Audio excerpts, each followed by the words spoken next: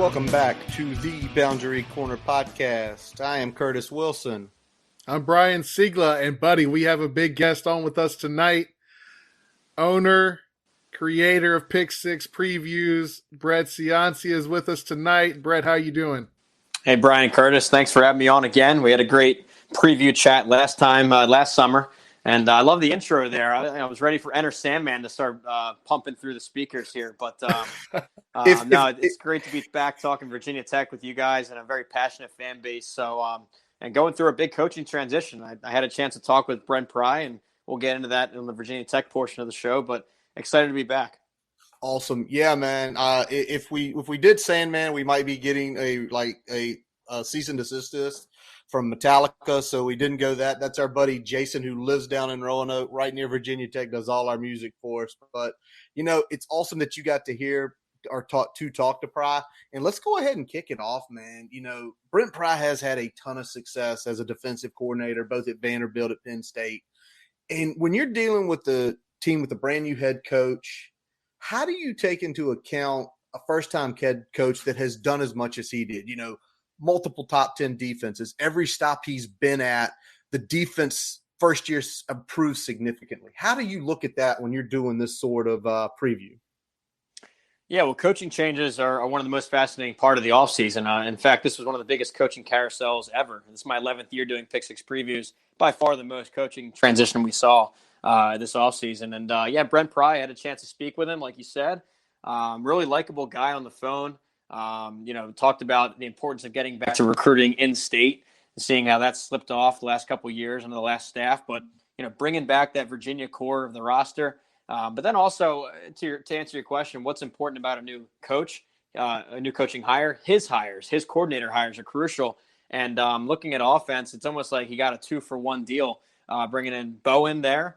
And then also Joe Rudolph, the offensive line coach from Wisconsin. That's a great double whammy there. So love the hires on offense. And he has a proven track record on defense himself, leading consecutive top 10 defenses at Penn State. They've been pretty much a staple in, defensively the last 5 years under him. And so I think you're going to see more of that aggressive attacking style of play come to Virginia Tech. He'll figure out that side of the ball with Chris Marv, a former player of his, and then hand the keys over to the offense to these experienced guys. Bowen's a little bit younger, but Rudolph knows, offensive line play more than anybody. So I like the hires he's made. Yeah, and Bowen's obviously, had some quasi play calling responsibilities under a couple other big names there as well. So you got to feel pretty confident about that. Let's take a look at that offense though while we're talking about Tyler Bowen. Kind of a similar question to the Pry one. We've got a portal transfer quarterback in Grant Wells coming in with experience, pretty good amount of experience. But that experience came with a different team and in a weaker conference. How do you really weigh that when you're looking at, that versus what the team did last season with a completely different quarterback that's no longer with us in a completely different offense? Yeah, so it's going to be definitely a quarterback battle there. Grant Wells and Jason Brown, both guys had non-Power 5 experience, with Wells from Marshall and Jason Brown, FCS All-American back in 19.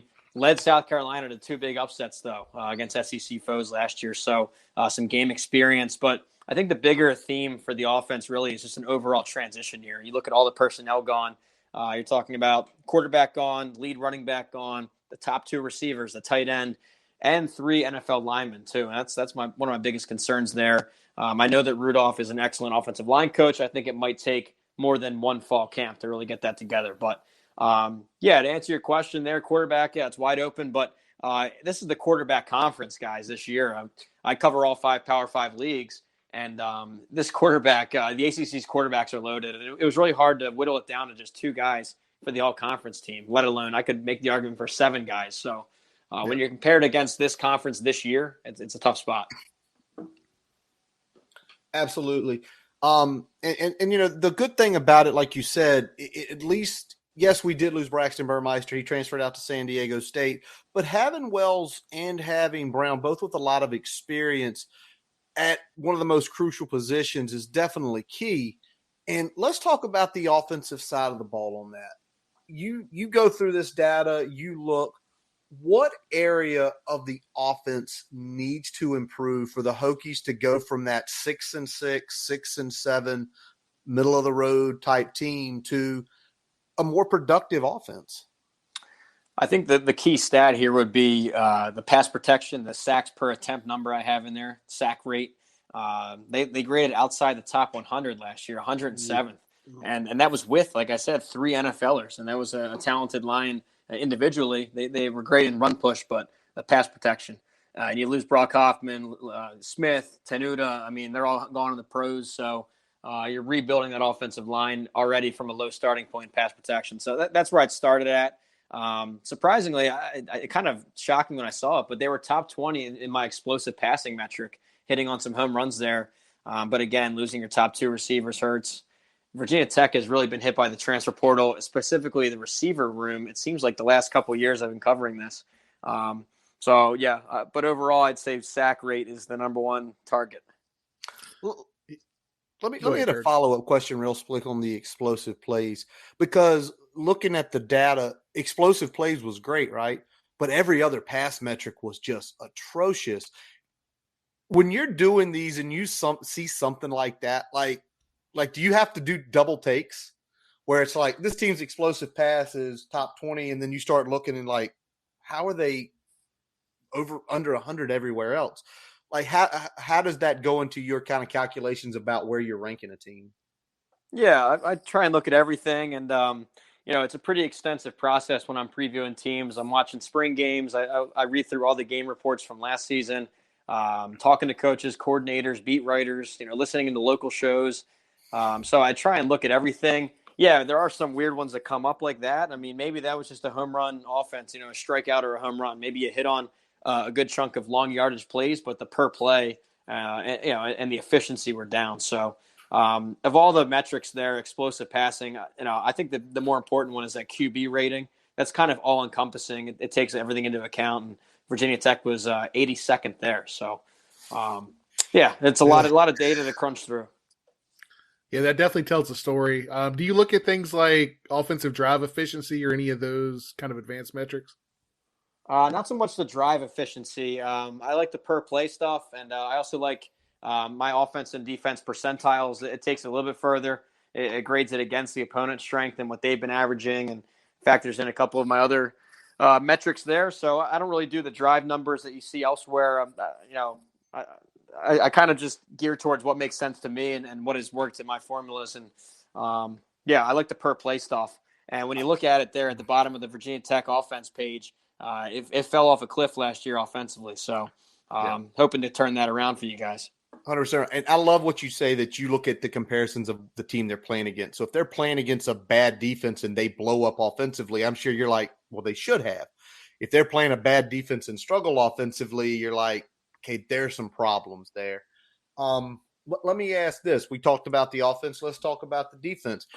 The defense, looking at your magazine, a lot of yellow, which is not terrible, but not great. What do they have to improve on this year to have a successful season under Brent Pry? And from talking with Coach Pry and knowing his past records, what do you think they will improve? Yeah, well, you talk about the stat box there. It's a lot of yellow. There is one green line that's key for this next year, and that's returning production.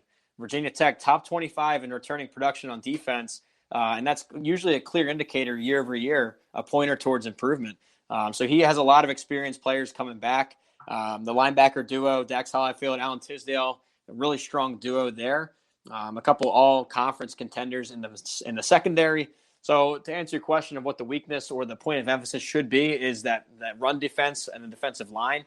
They were outside. They were below average in all my rushing defense metrics last year, and you got to fortify that center of the defense. So, like I said, linebackers look strong and experienced. Same with the defensive backs. There's some upside there. Defensive line looks like the question mark. Yeah, I think that's what we're concerned about as well when we're looking at this defense, and not just from top end talent and ability there, but also looking kind of down the depth chart and not seeing a whole lot of experienced talent in that group. So Defensive line definitely a concern for us, especially as you said on that run stopping portion, because there's only so much with an attacking style defense that you can do against the run. It's obviously going to put the quarterback is going to have to get rid of the ball a lot quicker if you bring in a lot of pressure, but there's only so much you can do on the run game from a scheme standpoint. So, we'll see what Brent Pod dials up for that. Let's go ahead and turn it over to some of the opponents that the Hokies face, and we'll start with the first big opponent of the season for the Hokies, the Boston College Eagles. Let's start it here, though. Let's say we got Jurkovec. He's returning. If he can return to form this season, can they be better than they were predicted to be last season before he lost so much time? Well, tricky question there, because you got to look back to where they were projected last year, and they were actually projected second or third in the Atlantic Division, what sounds hard to believe looking back on it. But optimism was running very high for Boston College this time last year. It was supposed to be the best offensive line that they've ever had, the best receiver core they've ever had, and Phil Jurkovec was ready to take that next step towards all conference. And really none of it clicked. Of course, he went down to injury 3 games in, and the offense fell off a cliff right away. When he was not in the lineup, they were second worst in America, or I should say in Power 5.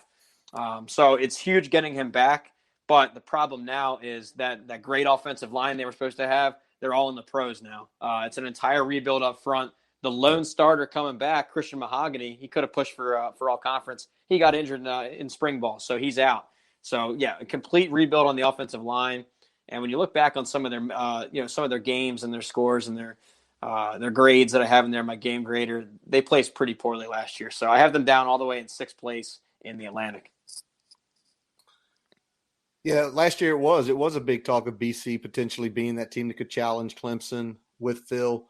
And like you said, that offensive line, it's a rebuild. And it feels like BC every few years they do rebuild the offensive line, but the reduction of returning is not as much. And on the defensive side of the ball, they're returning a little bit more. They're, second year under Hafley, who is a defensive guy. But is the defensive line their biggest question mark heading into 2022 on that side of the ball? Yeah, it's probably a similar answer to what I just gave for Virginia Tech. The experience and the star power on Boston College defense comes in the secondary and the linebacker room. And especially that secondary, they were, it's hard to believe, but they were number 3 in the country in pass yards per game allowed. Pass defense was strong. And the headliner there is, who is that? It's Jaden Woodby, who was a former Florida State blue chip recruit that Hafley flipped, brought him up to Boston College. And he's been excellent out there. So strong secondary, improving linebacker core, defensive line's probably the weakness. And that their rushing stats show it too. Yep. Yeah, that's what we had identified as well. Just looking at your work and looking around, it looks like they're going to be pretty thin on that defensive line in terms of returning production and just strength overall. Let's turn it over to UVA. UVA, they got a great wide receiver room, great quarterback. Looks like they're going to have an improved running back room heading into 2022. But will this team be able to overcome the mass exodus that they had on that offensive line? Yeah, that's a problem for them in a transition year to lose the entire front. 4 linemen transferring out, and a couple of them were all ACC honors. So there's some big shoes to fill there. And you wonder if that's going to hamper the progress of Brennan Armstrong. He was a do-it-all machine last year, put up incredible stats. The offense was humming, but really the problems were the defense. And I don't see an overnight fix there. They have some of the fewest returning production in America. It's a coaching transition year. And while I do like the hire of Rudzinski, definite transition, it has transition year written all over it. So they're going to need to outscore teams. They certainly can with Armstrong, but he's going to need protection. That receiver core is one of the best in the conference, though, and all that firepower is back again. Don't forget they get back Lavelle Davis, who was a great freshman there 2 years ago. It was out last year and returns to the lineup. So a lot of firepower on offense. Yeah, their biggest question there is definitely that O-line, and we saw at the end of last year it had a couple good players, but overall they were beat up. And you could break through and not give Armstrong the time to make those passes. And to me, if that doesn't improve, I mean, they look like, again, maybe a 5-7 win team with all that offensive power, firepower. You just mentioned there, Tony Elliott hired John Rosinski as a defensive coordinator. A lot of success at Air Force, with the military school there.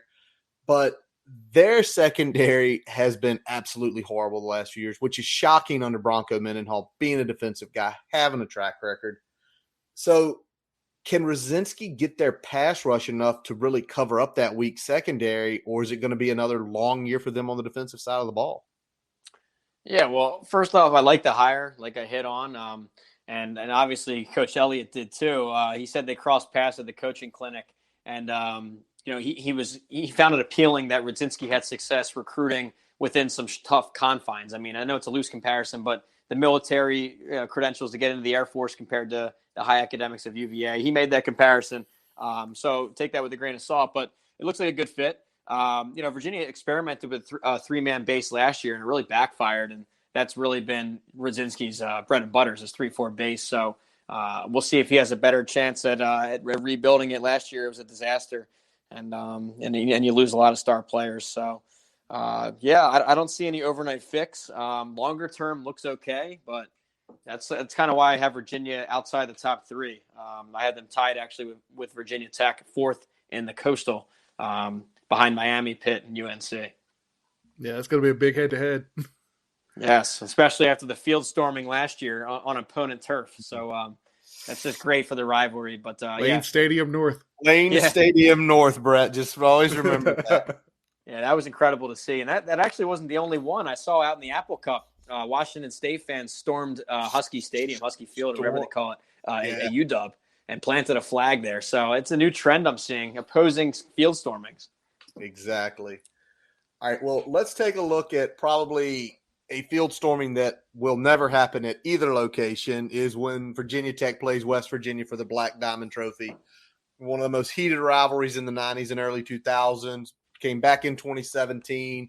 They now play a home-and-home last year in Morgantown, where the Hokies came up inches short from taking out a dub. But a lot's changing up there, Neil Brown, his third year. And the biggest is on the offensive side of the football. He is going air raid with Graham Harrell. Harrell recruited the guy he was coaching out at USC, JT Daniels, picks him up out of Georgia. They've seen some blue-chip quarterbacks, and Harrell himself has seen some blue-chip quarterbacks. Is the air raid system going to be enough of a difference to improve this offense than what they've looked like the past few years, which has just been kind of meh? Yeah, it's been a really weak offense. They've been defense first under Neil Brown, and it's kind of hard to believe given his offensive background. He used to call it his NASCAR offense of how fast they were in between snaps, running to the line. None of that even they didn't come close to that at West Virginia so far. So complete overhaul schematically. We saw Graham Harrell turn around USC overnight, a program out there that was known as Tailback U for generations. And he comes in and says, no more tailback. We're going 5 wide, throwing it all over the field. They put up great numbers. So he's turned around an offense before. Coming in here, you bring in a former 5-star arm. It's rare to pull off like that. And I think the JT Daniels will have some success here. I thought he was fine at Georgia too, but it's going to be hard to overtake Stetson Bennett. So he wanted to try a new Power 5 opportunity. The problem I don't think will be the offense. It's this huge transition that they have on defense. Basically, the entire unit's gone except for Stills in the middle, who's a great talent himself, but complete rebuild on defense. So it looks like their strengths kind of flipped this time around. Yeah, and flipping to the other side of the ball, they kind of look like our wide receiver room. They had a mass exodus to the transfer portal from that side, and they were solid if sometimes inconsistent in 2021. They do return their best defender, though, Dante Stills. Does this team still have enough talent on that side of the ball and downstream in the 2 and 3 deep to really fill those holes that the portal created? I don't think so, to be honest. I mean, first off, you look at who they brought in, and this wasn't anywhere near a top 10 transfer class or anything like that. So it was all one way. It was out the front door exiting the program. And these guys weren't transferring down. They weren't guys that went to the FCS level. I mean, most of these guys were plucked off by other Power 5 defenses. Darryl Porter and Mesidor both to Miami. Who else? You got a guy going to Colorado, Jackie Matthews down to Mississippi State. And don't forget that this time last year, their best defender on the team, Tyke Smith, was snatched away by Georgia. So it's a talent drain on defense. No real big transfers coming in as a class. And then you look back to the recruiting profile, and it's outside the top 40. So I don't see any reason why that'll be an overnight fix for them. All right. The one thing I love about you, Brett, is you admit when you're wrong. Reading the magazine, I opened it up, and you immediately said, I was completely wrong on UNC last year. Many people do not do that. I respect the hell out of you because you opened up one of the first few pages, you admitted it. Now, this year, UNC has one of the worst production returns after the loss of Howell and Ty Chandler, the 1,000-yard running back, the good pass catcher. And Josh Downs is really their only proven offensive weapon. They do have some line returning. But, I mean, is this team going to be able to reload with the unproven depth, or do they look again like last year, a 6-win team? Yeah, well, that's a great point talking about last year's pick. And, it's a point of pride to have the most accurate magazine. I have the 5-year title, so I do like to celebrate the wins. But like you said, you got to acknowledge the losses. And make no doubt about it, the UNC pick last year was the worst pick I've ever done in 10 years. I mean, nothing came true. They were a completely different team than what we saw the year before. And, it was a total miss. So here we are in 2022. It's a program that hasn't proven it yet. And I don't see why they will. I can't take them high again until they go out and prove it themselves. And, Sam Howell gone at quarterback. Some offensive linemen are gone, but that offensive line themselves, it was pretty weak last year. Pass protection was weak. What else we got? Yeah, so, I mean, they have a great recruiting profile. You're just waiting for that to click, and it just hasn't yet. So, it's a matter of time, you'd say. I like their change, bringing in Gene Chizik on defense, getting some aggressiveness, some attacking style on defense. They were too finesse under Bateman. So maybe that triggers a switch here. But for now, I have them third in the Coastal, I should say. Sorry, and 40th overall. Yeah, and that's my question on defense. You got Chizik coming in. Obviously, Bateman, that defense just couldn't get going last year. But talking about that returning production and everything, is the success for this team really going to depend on how much better that defense is this year? Yeah, defense is huge, but really just the overall program mindset. I mean, when you listen to Mac Brown speak, he was saying how the team was way too overconfident back in last August and last September. They were reading their own press clippings, he says. And of all teams, Virginia Tech punched them right in the mouth right away. And that wasn't even Saturday. They didn't even make it to the opening day. It was Thursday night. And that pick was thrown out the window right away. But no, I think that you saw it all season. They were quitting during plays, quitting during games. So I think this goes deeper than just some X's and O's. They got to have a whole culture rebuild within that locker room. Got it. Yeah, that makes sense. Let's go ahead and flip it from UNC to the team that won the ACC last year, the Pitt Panthers. How much higher would Pitt's returning production be if Addison did not leave? And let's also add this in there. Is he the bigger loss, or is their offensive coordinator Whipple that left? Okay, that's great questions. I think that Addison's a bigger loss in the immediate term. I mean, that was a playmaker, a do-it-all guy, a Blitnikoff winner for heck's sake. So, so losing him in the fashion that he left, very bizarre. But, that certainly hurts because with him coming back, this offense was looking perfect besides a quarterback. And you brought in a Power 5 experienced guy, Keaton Slovis. It looked like all 5 offensive linemen were back and that this offense wasn't going to miss a step. But now, how big a difference a guy makes. You look back, now you can argue, okay, the Heisman candidate's gone, the Blitnikoff winner's gone, and the mastermind behind the thing, Mark Whipple's gone. So that shifts more towards a transition year, in my opinion. And, very physical team. Their strength is really the defense. I talked to opposing coaches in the Atlantic Division and Coastal Division, and they all mentioned Pitt's physicality. And you see it, especially that defensive line. So that'll carry him again. I think they're still a solid top 20 team, but questions on offense now. Yeah, and you kind of answer it there about the level of success for 20 or 21, how much their defense is going to have to stay, especially their pass defense, because Narduzzi's known as a defensive mind, and he is a very good defensive coach. We hate him down in Blacksburg. And there's Dwight Vick, Virginia Tech legend, chiming in about they should be solid. But to get back to that, let's say 9-10 wins. How big of a step does that pass defense have to take? Because if it's only mediocre, are they back to where they were at like 2019, 2018, win 7 or 8 games and just not looking as good? Well, it's a great question. I think when you look at Pat Narduzzi's track record as a defensive coordinator and now a defensive-minded head coach, his defenses are always the same. They're always attacking. They're always leading the league and leading the conference. Or I'm sorry, placing in the national top 10 even in tackles for loss, sacks. My negative play metric loves them, and you see it. But on the other side of the coin there, by bringing so much resources in the blitz, they're overexposed in the pass game in the secondary. So you see more long yardage breakdowns if they don't hit home on their sack. So all that to say, this defensive line is strong again. Ciancia earned All-American honors last year. He's back. And the linebacker group does lose a couple multi-year starters. But again, such a proven track record under this staff. Charlie Partridge, one of the best coaches there on the defensive line. And I really trust the Pitt rebuilds. And one note to leave you with Pitt is that over the last 3 years, in my defensive percentile average, they're 4th in the nation, only behind Alabama, Georgia, Clemson. Pitt's right there, number 4. So, the secondary might have some problems, but overall as a defense, they're a proven commodity. Yeah, absolutely. And it's every year he proves it. We've gotten him a couple of times, and when you get him, it's actually a fun sideline show to watch because he gets really angry when his team's getting beaten, especially on the defensive side of the ball. All right, I'm going to flip this because we got a few more minutes with you here.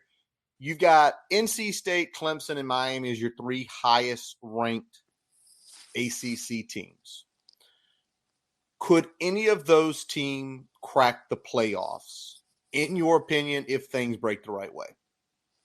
Well, yeah, I mean, of course, anybody can break it. Here's what's got to happen. You've got to win the conference with 1 loss. So you got to come out of there 12-1 or 13-0, obviously. But 12-1 pretty much cements you a ticket to the playoff. And you saw with Pitt last year, a surprise team out of nowhere. They would go win the Coastal, and they win the conference, but they're sitting there with that second loss. That MAC loss at the beginning of the season really cost them. Had they have just taken care of business against the MAC team, they'd be 12-1 and undoubtedly in the playoff last year. So, the question really is, can somebody go 12-1 in this league? And I think it's a really crowded conference now. Especially the Atlantic is loaded at the top. It was really a tough exercise trying to parse that out, the top 5 over there. I mean, Clemson's the proven commodity, the proven dynasty. NC State looks like it's their best team in school history, especially defensively, and at quarterback with Devin Leary. So a lot of high upside there. Wake Forest, they continue to win games. They're the defending Atlantic champs. But then teams like Florida State and Louisville, I have skyrocketing in the right direction. Florida State led by the defense, Louisville by their offense. If they can get some complementary play from their other sides of the balls, that's a lot of quality teams in the ACC. So long story short, I think they're going to beat each other up at the top. You're going to have a 2 or 3 loss champ, and that shouldn't be a knock on the conference. I think it's stronger than it was a year ago. And is trending in the right direction, albeit maybe not a playoff contender this year. Yep. Let me get one quick follow-up on that. So you talked about Clemson being the established name. If they're going to be the team that sits as conference champion at the end of the year, is it all going to revolve around how good DJU plays this year? Absolutely, but he needs some help too. I mean, last year the receiver core was banged up, and it fell down to a lot of true freshmen and redshirt freshmen. And they just couldn't produce. And then the offensive line had been a staple for them, usually finishing number 1 in the country in yards per carry. All those ETN seasons, they were always number 1. That took a step back. So nothing was really clicking at all. They were stuck in the mud. And then, yes, of course, DJU is under center, and he's the trigger man. But everything else around him failed too. And Clemson's going through a double coordinator change too, which is rare for such a program of coordinator continuity. And last bit on Clemson is that while the other powerhouse programs have embraced the transfer portal and used it to bring in all conference caliber guys to patch up some roster holes, Clemson's really been anti-portal. So I wonder if that starts to catch up to them. And so I'm not confident that they return to the playoff. All right, we got a couple more minutes here, and I'm going to ask one national question, and then we're going to let you get out of here and do some promo. I'm not going to count Utah. Utah's your number 14. Alabama, Ohio State, Georgia, the three blue bloods. Which of those three could you see miss the playoffs? You've looked at the data. You do see them as the three of the best teams in the country. But which one of them is walking on thin ice where if they make one mistake or have one position get hurt, it could really basically end their chances to making it to the national championship? Yeah, that's a great question. I think I'll take the two SEC teams, just given the fact of how rare and hard it is to cram two teams from one league into the playoff bracket. So they're both on thin ice. They don't have much margin of error. Of those two options, I'd say Georgia has the weaker link just on their youth. And I know that's a boring answer, but they just sent an NFL record 15 draft picks, and I think it was the most ever first round defenders and most defenders in the first 3 rounds also. So, and the thing about Georgia, they do rotate their players a lot. So it might not be quote unquote returning starters, but they're experienced.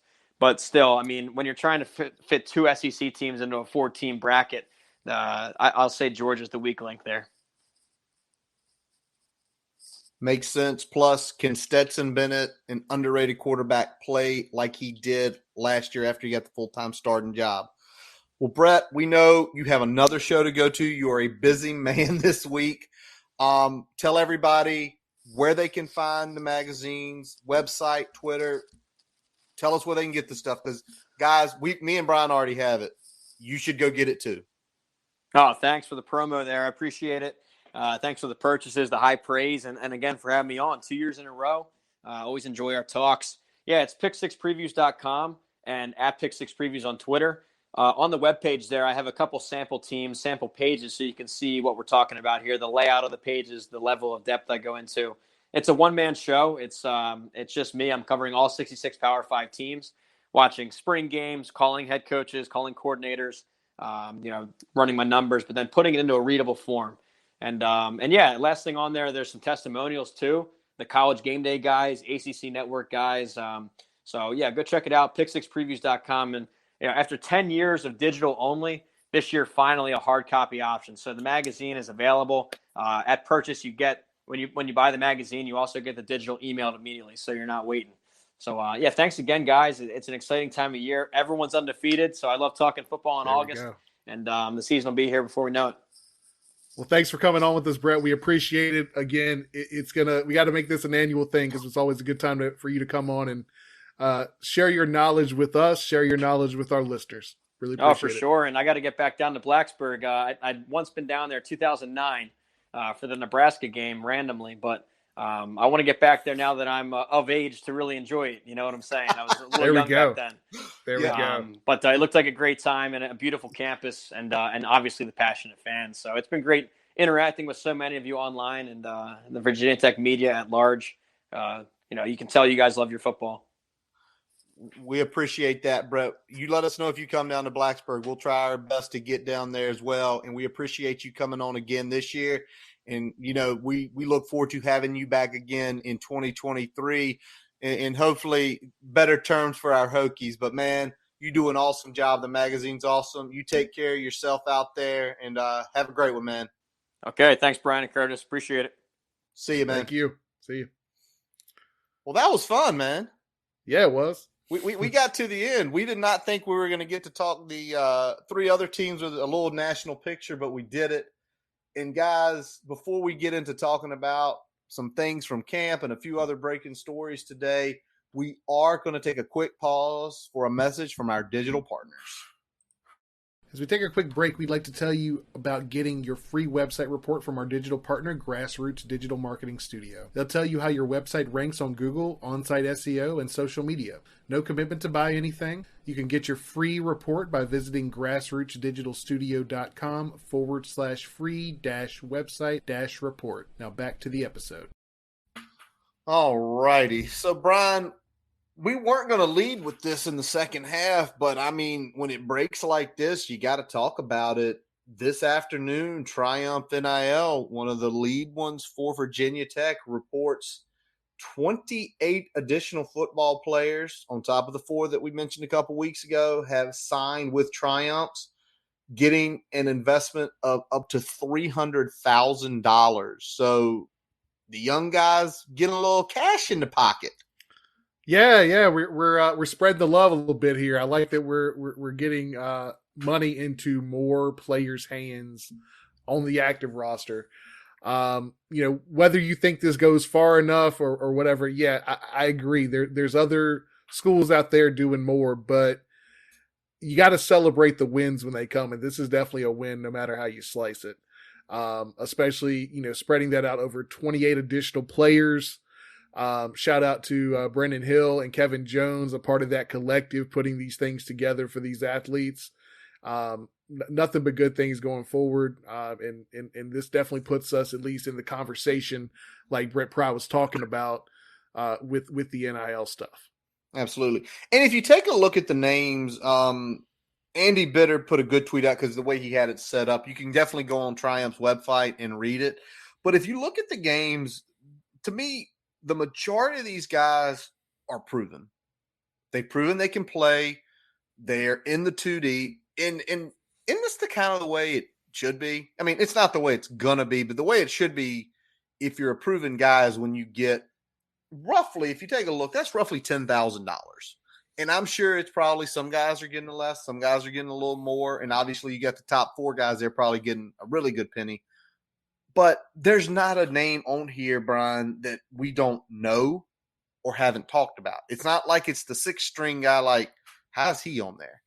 Yeah, these are 2 deep guys. These are guys that are seeing the field most games, if not every game. And I think that's where we are at this point, and I think that's probably good enough for now. But we definitely need to keep this train moving. And the more investment, the better. And, I've talked about it with some people at this point, when I'm, making a donation to the Hokie Scholarship Fund, I'm going to also turn around and match that with one of the NIL collectors from now on. There you go. That's the way it's got to be. You've got to look both ways now. And obviously those guys are going to have investments. They're going to find people, you take a look at Malachi Thomas. They found literally it looked like a Ford dealership in his neck of the woods that wanted to sponsor him. And Malachi's driving a new Ranger up and down the road. Great for him. Awesome for that kid. So good things on that front. Hopefully we'll see more from some of the other collectives out there. But Brian, well, first of all, if you see us look up, yes, what'd you say earlier today, Brian? This is from starting today, from now until the week of Valentine's Day, there's not a single week that doesn't have football. Not a single week. Football's back, and camp is open for business as of Tuesday. And it's just that time of year. Out in the cul-de-sac tonight, man, we had some pizza with some neighbors, had a couple drinks, everybody shooting breeze, and me and, we're talking season starting, hey, we're going to get together on Thursday nights watching. Oh, yeah. So it's time. It's ready, man. But let's talk this. Let's start Brent Pry, quick interview after practice on Wednesday. And something that he was very upfront about. Day one, they had some issues about some non-competitiveness. Now, Brian, is this something that in your years of, you played collegiate football, you played high school football, is this something that could happen on day one, or is this kind of out of the ordinary? I've said it before, I'll say it again. If a coach is satisfied with day one, whether it's effort, whether it's just the product on the field, that's a red flag. That's a red flag because no team is out there winning day one. Because it's like the motto I always say is sometimes happy, never satisfied. That's the mindset you need to have as a coach. Sometimes happy, never satisfied. And if you're satisfied on day one, there's no way to go but down. So I think, regardless of what the reality was, that's a good message to send to your team out the gate. Day one wasn't good enough, boys. Get out there and do better. Compete more. We're not there yet. Absolutely. You love the messaging. And then he comes out day two and says it was better today. They were more competitive. They were more fighting. So, as much as it was a message day one, there's also the praise there to make sure you're getting in the right direction. Yep. And again, we all feel it with Pry. He's very candid. You don't feel like he's holding anything back. And when he said this, I'm still trying to think, okay, were we that bad and now we're much better? Or are we legitimately taking, the offense is making strides in the off season? That could mean a million things, right, Brian? It could. I don't know if he's meaning relative to where the defense is. Typically start a camp, defenses are ahead of the offense. So the fact that the offense was out there doing anything, is either indicative of, as Pry said, some lack of effort, some lack of competitiveness from the defense. It could also be that offense has taken some strides, that installation has helped, that seeing some new plays that they didn't see in spring, or some new formations or some new route concepts that they didn't see in spring might be throwing them off a little bit. It could be a combination of all those things. So, but it's definitely a good sign that the offense is showing life so early in camp.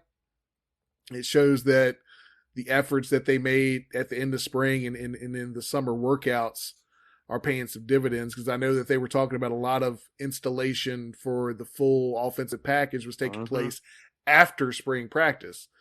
Most of the base stuff was put in spring, and then they started building on that as we went into the summer. Absolutely. So hopefully, again, there's just a lot of unknowns. And, Brett talked about it a few minutes ago, even though we did have guys get drafted on the offensive line, there are some guys coming back with experience, like a Johnny Jordan, who did not get as much PT last year, but was a third-team All-Team Big Ten guy. Now, something that was brought up, and for me and you and other fans, you look at them and you say, why can't they play? Somebody asked Pry, and I can't remember which report it was. If I did, I'd give you the shout-out. Y'all know that. But he talked about guys physically ready like Xavier Chaplin, Lamar Law, and Malachi from here in the RVA. And Pry was just up front. Yeah, maybe 4-6 weeks they're ready, but he's like, right now they've got to adjust emotionally, socially, academically. And, it tells you that it's not just Malachi is 6'3.5" and he's 300 pounds. That's what I see. I'm looking at the NFL. That's the size of some of those guys. But how much important is that other stuff, Brian, for a young man getting to college and just getting on campus in probably the last 4 to 6 weeks? It's a big adjustment, and just being physically ready usually isn't enough. I don't think this is, he missed a block at practice, so all of a sudden he's in the doghouse for 4 to 6 weeks. This is more about the maturity on and off the field. This is more about understanding and adjusting to all these new things that most of these players are experiencing for the first time, and making sure that they can handle all of that and football, because being a collegiate football player is essentially like working 2 jobs. And that's a big thing. You wake up at 7:00 or before every morning.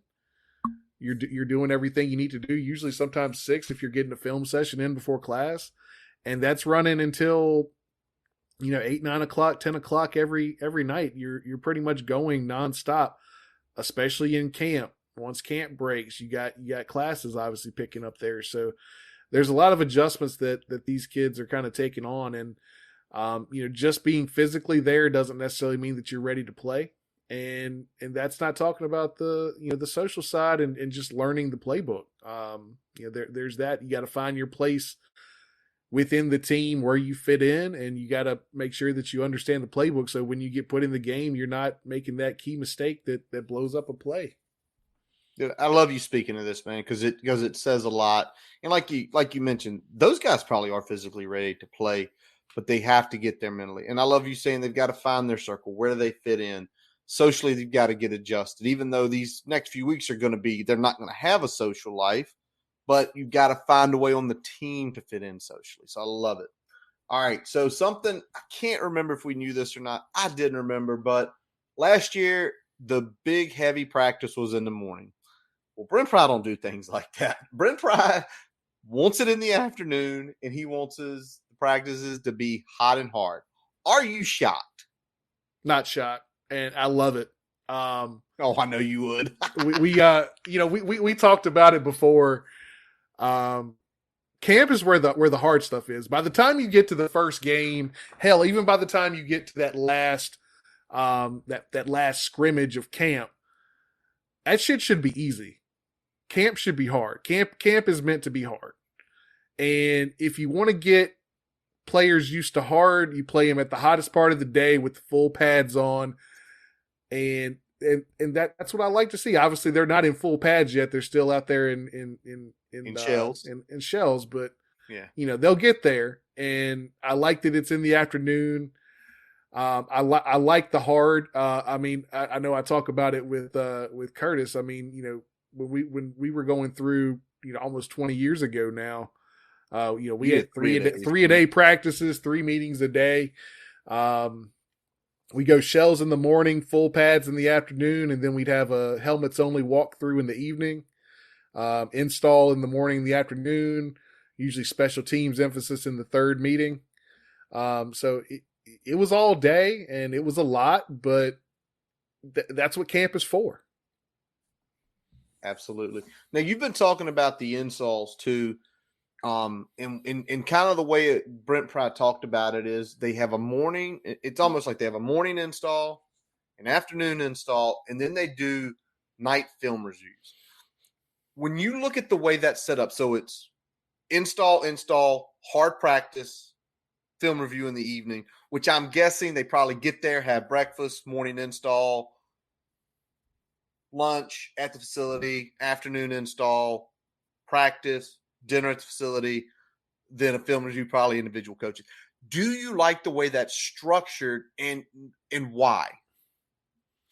Yeah, I mean, it really goes back to kind of when you look at how people learn and things like that. And, coming from having a teacher as a wife, having kind of went through teacher prep myself, you teach a concept, you let the student apply the concept, and then you correct. And that's what we're seeing with how they're setting this up. You teach in the morning, in the early afternoon. You go out there at the heavy practice of the day at 4:00 and you apply. And then you circle back in the evening after dinner and you correct.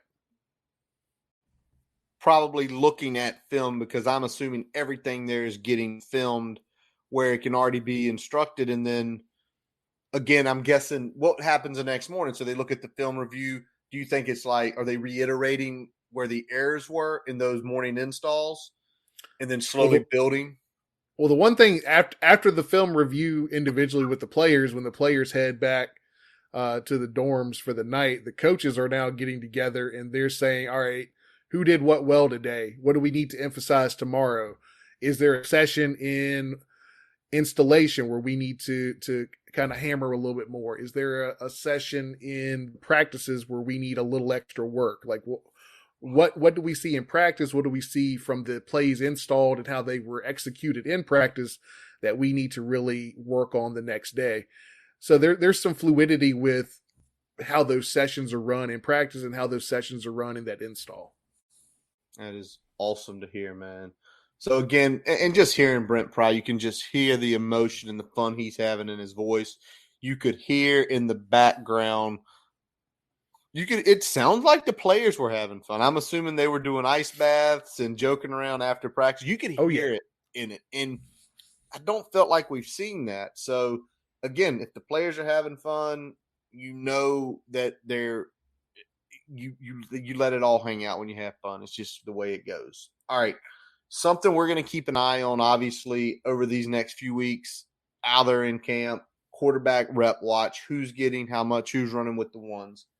I think, Brian, right now, after spring, excuse me, after Brent Pry's comments, in the summer, this is really Grant Wells' job to lose.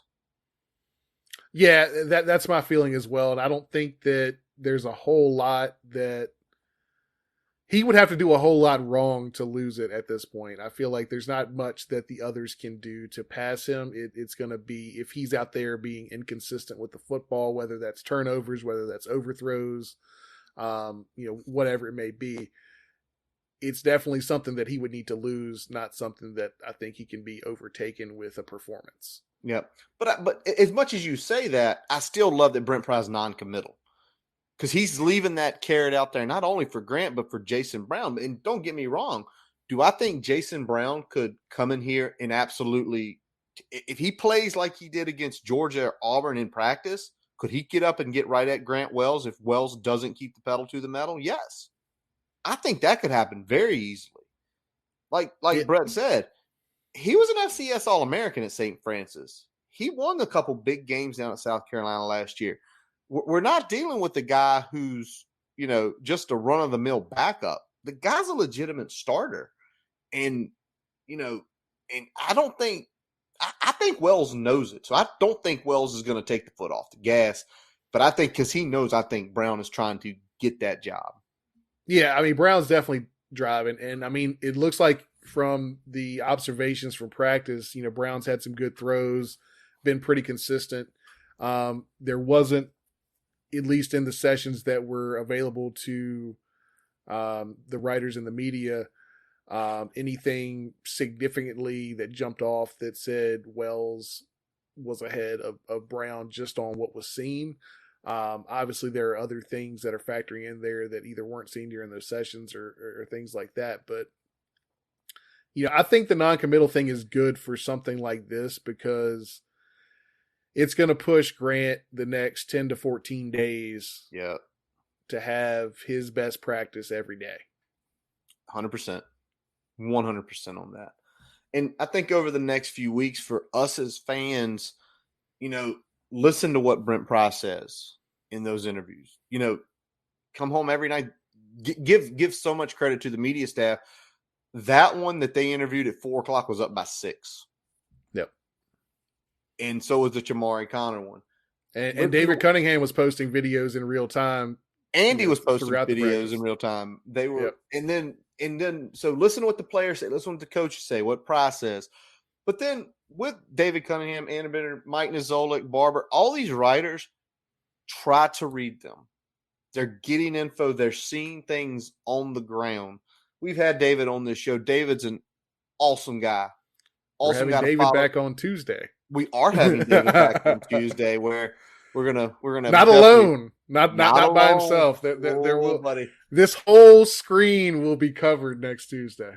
I'm gonna see how that looks. It's gonna be impressive to see. But see what they're saying. See what they're observing. That's how we're gonna be seeing, is Brown catching Wells, is Rels going ahead. All right, so wide receiver statuses. I mean, Fontel Mines is becoming a star. Yeah. I mean, recruiting trail, tearing up Richmond. Brent Pry giving him the massive shout outs about how his unit has developed over the summer, man. That is awesome to hear. Yeah, I mean, it seems like he's developing his players, and obviously he's already out there on the recruiting trail, pulling in the most talent of any position group coach this offseason. So, I mean, that's big for him. Yeah. And, Pry said it, there's some talent that was untapped in this unit that's starting to show.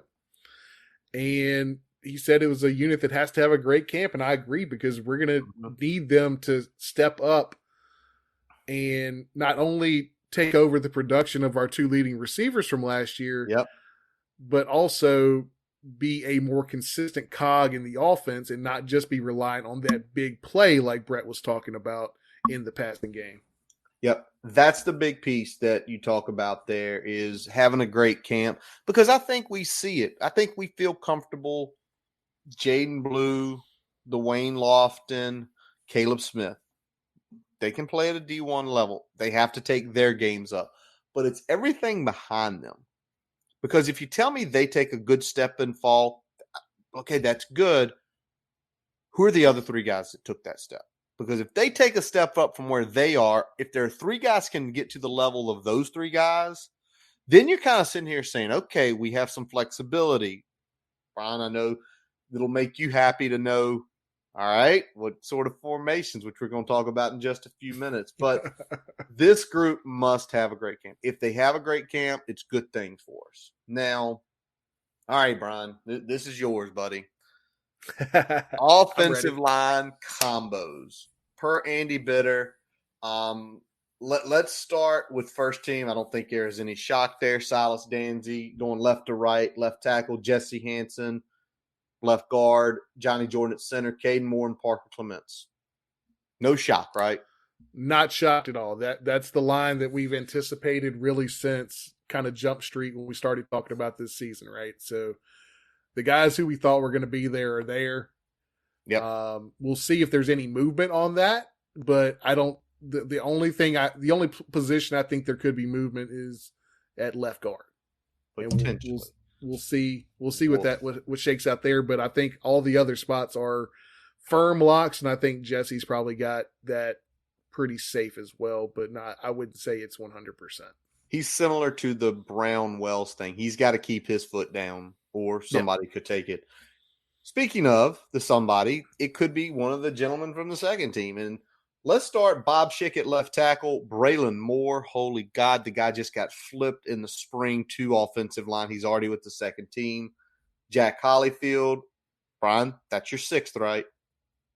That's who I think the sixth was coming into the spring when Brent Pry was talking about he's got six he feels good about.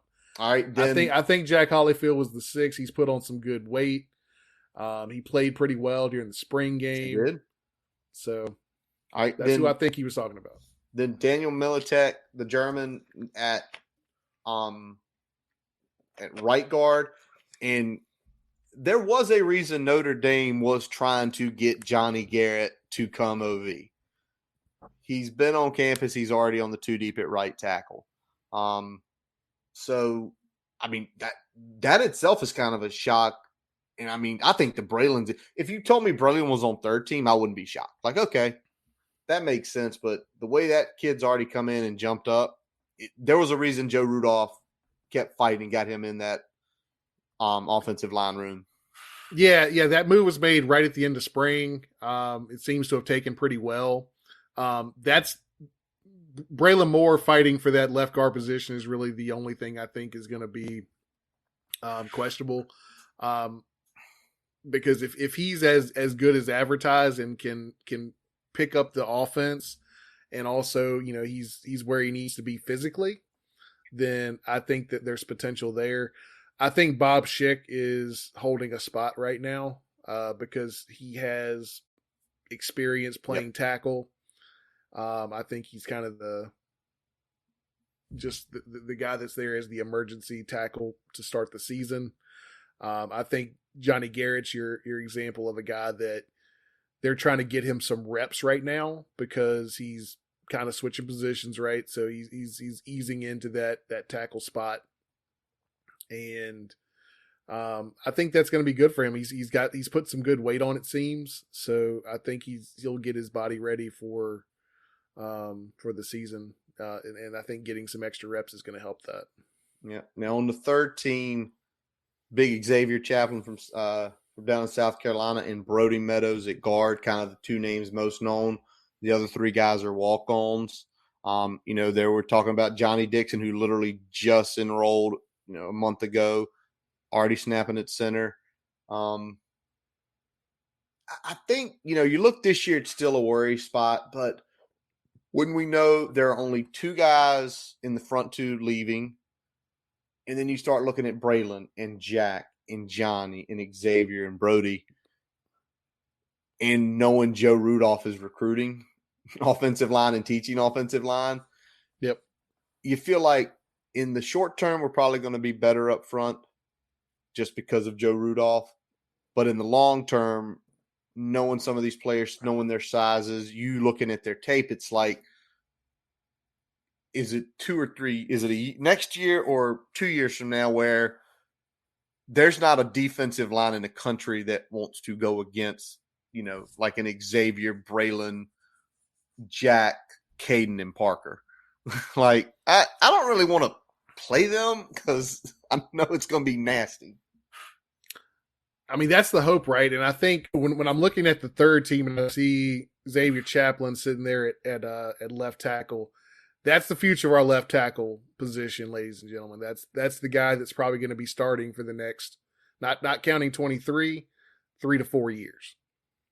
So get ready for it. I see it happening sooner rather than later. I think if you look at the second team, if not by the end of the camp, by end of, September, early October, you're going to see Chaplin in the 2D at that tackle position. I think Bob Schick is there until Chaplin is ready. I kind of alluded to that a little bit earlier. That's kind of what I meant. I think that Chaplin is going to be the guy at the left tackle position, and I'm hoping that he's up for the challenge because we need him, because we are thin at that tackle position. Absolutely. All right. Brian, you mentioned on here, and you saw David Cunningham's clip. What was that combo drill they were doing that you saw? And I think it was Johnny Jordan. I thought I saw it was Johnny's number. I might be wrong. But is that something indicative? I mean, we have seen that last year, or is this more of where it's kind of we're moving to where we're going to do some power stuff? You would have seen it last year, but it's a little bit different. So you might see something like that on Inside Zone, but this is more of a true combo and not just a zone block where you're passing the guy off up to the next level. This is truly an actual combo at the point of attack, and so that's the drill they were working on. And I really like seeing some different concepts, a little newer concepts for the Hokies. Really old concepts if we really think about it, creeping back into our repertoire here. All right. Check that out. David Cunningham had that as a Twitter video yesterday. Pretty cool to see. Okay, I alluded to it earlier. Brian has been telling me what he hopes to see is formation alignment frequency. Brian, what the hell does that mean? So, I mean, y'all know I'm an offensive nerd here. I like to really dive into what an offense likes to do. And looking back at what we did when we had Robbie on, kind of looking at what we expect from, play calling perspective, just a play repertoire altogether, what type of formations we're looking at. What I want to see from some of these practices as we get, peaks here and there, is the frequency of the formations that Bowen is using and how he is deploying the personnel within those formations. Because that's going to tell me, number one, are we looking like more what Joe Moorhead did? Are we looking at more like what Ricky Ronnie does, which is very similar? Or are we looking at a little bit of hybrid of some of that stuff, but also some NFL concepts that he may have picked up during his time in Jacksonville? But I also want to see the frequency, because I want to see where these players are lining up, whether it's Blue in the slot, whether it's Lofton in the slot. Is Blue outside at all? Is Lofton outside at all? Are these guys getting kind of moved throughout the receiver line there, or are they kind of locked in? All right, these guys are outside, these guys are slot, and there's not much position flexibility there. How often are we lining up in trips? How often are we lining up in pro? How often are we lining up in 4 wide? I want to see these things and kind of get an idea of what this offense is going to look like and how that ticks. We obviously know that there's going to be heavy tight end usage, and that's not just because Tyler Bowen is the the tight end coach and the play caller, but that's kind of indicative of the Joe Moorhead style, right? The tight end gets a lot of involvement. There's going to be that, flat to wheel concept that we I forget who it was wrote an article about that that was talking about the floor. Was it Brendan over? Might have been French. Might have been French. Okay, the key play. Yeah. All right. Awesome. All right. So I want to see things like that. Obviously, French is. If you guys haven't checked that out, go check that out. That's a really good write up of kind of what to expect from this offense. And he always does a good job breaking down tape. Yes, he does. Yes, he does. You mentioned the NFL. He was under Darrell Bevel while with Jacksonville. So you kind of go back and think, where was Bevel's most successful years? It was over in Seattle with Marshawn, with Russell. So if you see some power elements, some boots, some things like that, go back and look at some of those Seahawks games. Look at those concepts. All right. They had a tall, athletic tight end as well. Yes, they did. All right. That was used a lot in the red zone. Yes, he was. All right. So, Brian, something we had talked about a couple times was, okay, who's going to be the Sam? Is it going to be a rotation? I don't think it's going to be a rotation anymore. Not if things are holding like he was talking about at the after practice presser. Pry loves Keontae Jenkins. Loves him. He loves what he's doing on the field. He likes that the defensive back qualities that he's bringing to that position. He likes that he's picking up things very quickly, and he likes the improvement he's made as far as playing more in the box. Yeah, those linebacker traits is what he said. He's learning those traits. Yeah. And when you say that immediately triggers Brian and me thinking, okay, that's cool. Keontae had a good season last year. Has always been a good player. Probably now in a role where, can he excel the most? Very good potential. But we were discussing earlier today, who's the backup? And this is my theory, and I'll let Brian, compound on it after I back up. I think J.R. Walker is the backup.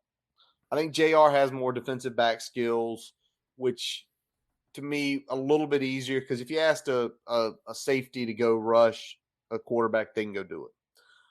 But what I think, though, is even though he's going to be the backup, I think we're going to see more Kali Lawson than we see J.R. Walker. And for one reason, I think there's going to be times, we know the aggressiveness of Brett talked about it. We know about it. We've seen it. There's going to be times he just puts Kali on the field and says, yes, he's coming. Now, and then we were talking about, Brian, Brian, if that happens, what are they going to do offensively if you put Kali Lawson on that side of the field? You're going to want to dial up something where you get the ball out quick. Because you want to maybe get him split out in space where if he does have any coverage responsibility, you're making him have to honor that, because I think while he does have some elite athleticism and a very good straight line speed, and obviously the wingspan is next level, I think you want to get him in space as much as possible in the coverage aspect. So if you're going to have something where, he's not just pinning his ears back, you want to try to take advantage that way. But do you think Pry's going to put him on the field to do that? Or do you think if he's on the field, those ears are pinned back and you're going to have to make checks, right? You're going to have to move. Yeah, I think Lawson might end up winning that backup job outright. We'll see. Okay. Okay. I think he's got that type of ability. But if there is a weakness at this point, it's the fact that he's not quite as adept in the coverage aspects of that position, probably as the other two guys that we've talked about. Absolutely. All right. Will linebacker, again, this raised our eyes even more. And kind of the way it seemed is it's Alan Tisdale's job right now. But, man, is Jaden Keller bearing down. Because, man, he talked about he plays fast.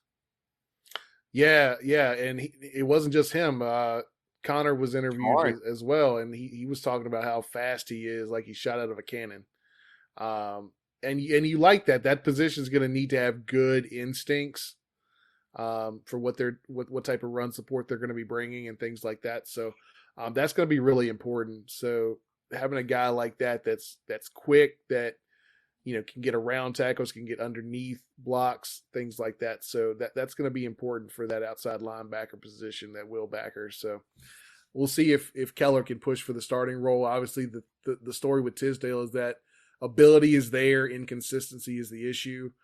Pry talked about potentially that being linked to some fatigue, breaking down, the mental focus and things like that. We'll see if a camp under Pry rectifies any of that. I talked about earlier, camp should be the hardest part of the season. And hopefully some of that stuff carries over into the season. So we'll see. But yeah, I like what Keller's doing, and we'll see if he can push Tisdale. And obviously if he does, that's better for us, because that means we're improved from last year, if nothing else, right? Absolutely. And the 2 deep helps.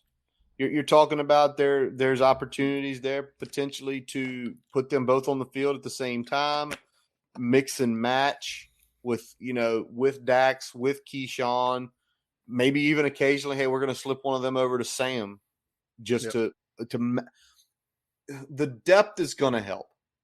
Anytime you have multiple players at any position that can play will help you in the long run. Now, we'll flip one more piece here before we close everything out tonight. They interviewed Chamari, kind of short interview. Chamari handled himself well. But before he got up there, Brent Pry praised him about saying he probably is the best all-around player on the team, from a leadership, from a play perspective, kind of checks all the boxes. And you love to hear that from a guy that he asked to move from the whip, from the Sam, to go back to free safety. And when you get that sort of praise, it tells you a lot about, Chamari as a person, but then also Chamari as a football player, that he's adapted that well to get that sort of praise from Brent Pry. Yeah, and it talks about his leadership and team first mentality as well, right? So I think that's big. And, I think, Connor, physical traits are great. We've talked about in the past some of his inconsistencies in coverage, and sometimes it's inconsistency in making the sure tackle, right? Yeah.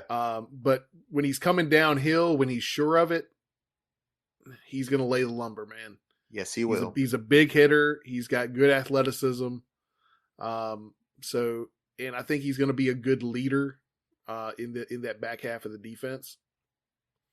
And I think that's another reason that change is made, right? Because now you've got, Garbutt's kind of the de facto leader of that defensive line.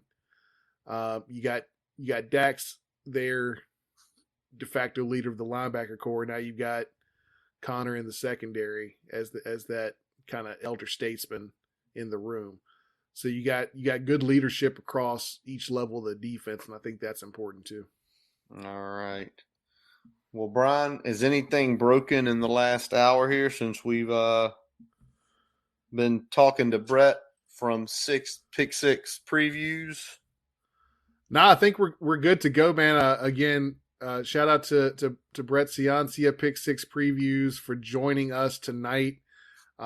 Great information as always, and we really appreciate the expertise and the deep level data analytics, being a data guy here, that he brings to the table, to the sport. So, again, go out and grab his magazine. We got the digital copy. He's got the hard copy this year. So if you prefer that, the feel and touch of paper, turning the pages, grab that too, man. Get it. Like, seriously, this is the second year we got it. We had him on last year. We picked it up. So much info, so much detail, sort of drawing you out there. And, when you see the data, you kind of say, okay, if we improve here and here, we can be a much better football team. And you start looking at the opponents, it really gets you down a rabbit hole. Yeah. All right, Brian. And the visuals that he has the data outlined, very easy. is really what separates his, Yes. aside from the predictions themselves, is really what separates his magazine from the others out there. Absolutely. All right. Well, Brian, let's promo it one more time. Tuesday night, 9:30, right here. The Hokie Roundtable of all roundtables. Joining us next Tuesday to discuss everything Hokie. We're going to have Dwight Vick.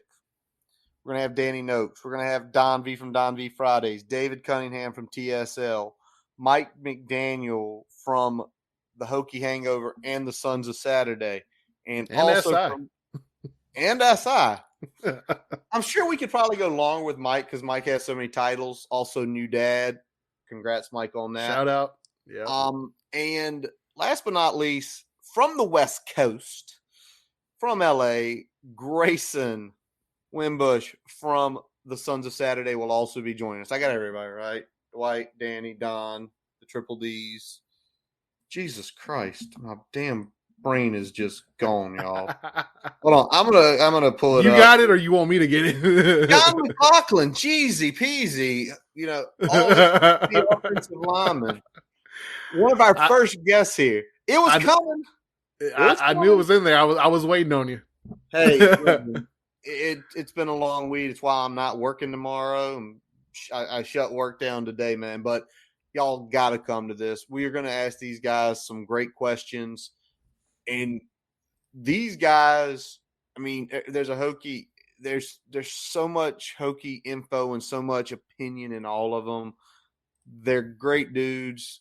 I can't wait for the roundtable and the back and forth, man. And we're just kind of and just the perspectives. Obviously, all these guys are in the Hokie podcast game in one way, shape, or form. Yep. But the different experiences that they bring to the table, the different perspectives that they bring to the table. Awesome.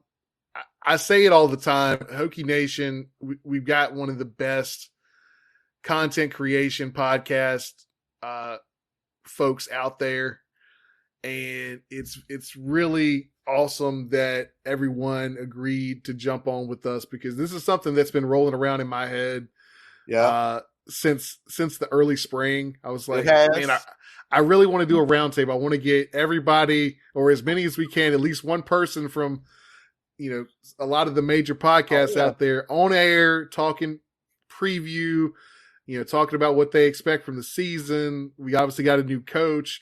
There's just so much to kind of roll over and things that we can really bounce off each other. I want to push back on each other a little bit. I know that, not everybody is of the same mind. I appreciate that.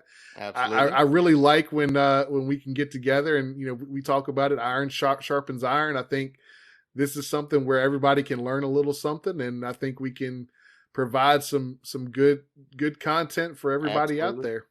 Yeah. And usually in the Boundary Corner podcast is usually me. I'm talking content to Brian. Brian's challenging me. In this case, when he came to me, I challenged you.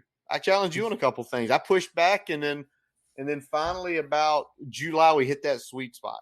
That's how we create our content. We talk, and then we mold, and then we hit this sweet spot. And I look so forward to it and meeting with those guys right here. So please join us Tuesday night, 9:30. Let's try not to go 3 hours. We have to work the next day. But Brian, with that wraps up this episode of the Boundary Corner podcast. I'm Curtis Wilson. I'm Brian Siegler. Visit our website, boundarycornervt.com, to listen to all of our episodes. While you are there, don't forget to follow us on Twitter, Facebook, Instagram, subscribe on our YouTube account, or your favorite podcast source, including Spotify, Amazon, and Apple Podcasts. As always, we let our buddy Jason Long play us out. Check his website out, jasonlongmusic.com, where you can link to all of his music on Apple, Spotify, to his YouTube page and his Facebook page. And that man is going to be working his tail off this weekend. Going to be at Big Lick Brewing Company down in Roanoke with his old bandmate Waylon Hatchett on Friday night, 6:30 to 9:30. Going to be at Outer Space on Saturday. Excuse me. Outer Space 6 to 9 on Saturday with Aaron Hunter. I think that's the wrong date, Jason. You look that up real quick. I thought Outer Space was Sunday and he was on Floyd Saturday. And Jason, if you're listening, you might need to update because I don't think you can be in two places at once on Saturday night. You can if you want to. I mean, Jason's talented. It takes some skill. It takes some skill. Jason's real talented with that. Hold on. Okay, there it is. He will be at Floyd Outer Space with Aaron Hunter on Saturday night. On Sunday, they're going to do it at the Food Hut Mark at Golden Cactus Brewing. And Golden Cactus Brewing is in Roanoke. So check out Jason down in the New River Valley area. And as always, we thank you for listening. And as always, let's go. Hokies!